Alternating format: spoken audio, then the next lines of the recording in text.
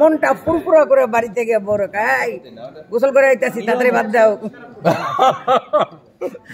Cinema বলতে আমি যেটা বুঝি, আমার যেটা মনে হয়, আমাদের দেশে কিন্তু এন্টারটেইনার কোনো মানুষ নাই, এন্টারটেনমেন্টের কোনো কিছু নাইও। তো আমাদের একমাত্র মাধ্যম ছিল সেটা হইল সিনেমা। সেই সিনেমাটায় যদি লোক গিয়া আনন্দ না পায়, চিন্তা করে বাইরে এসে কি করলাম, টাকা দিয়ে আইলাম, ছবিটা দেখলাম, কোনো মজা পাইলাম না, হইলো এইরকম না।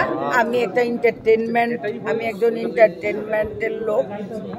আমাদেরকে এমনি বিনোদন কর্মী বলা হয় সরকারিভাবে। তো আমরা সত্যি সত্যি বিনোদন করি। আমি আপনাদের মানে সমস্ত দর্শকদেরকে, সমস্ত দেশের মানুষকে আমি একটু সবাই কাঁদাতে পারে, আমি একটু সবাইকে রিলিফ দেওয়ার চেষ্টা করেছি, যেন ওনারা এই ছবিটা যতটুকু দেখবেন ওনারা যেন হাসেন বা চিন্তাবিহীন থাকে, মানে আনন্দ পায়, এবং শেষে বাড়ি যাওয়ার সময় যেন অন্তত মনটা ফুরফুরা করে বাড়ি থেকে বড় খাই গোসল করে আইতাছি তাড়াতাড়ি বাদ দাও। এইরকম আর কি। ওই জন্য একটা এন্টারটেনমেন্ট মুভি এটা।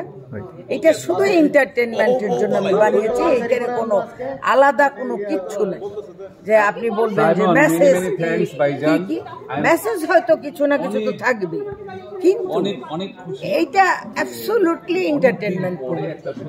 এইটা 13ই ডিসেম্বর আমার সিনেমাটা রিলিজ হচ্ছে। আরেকটা কথা বলি,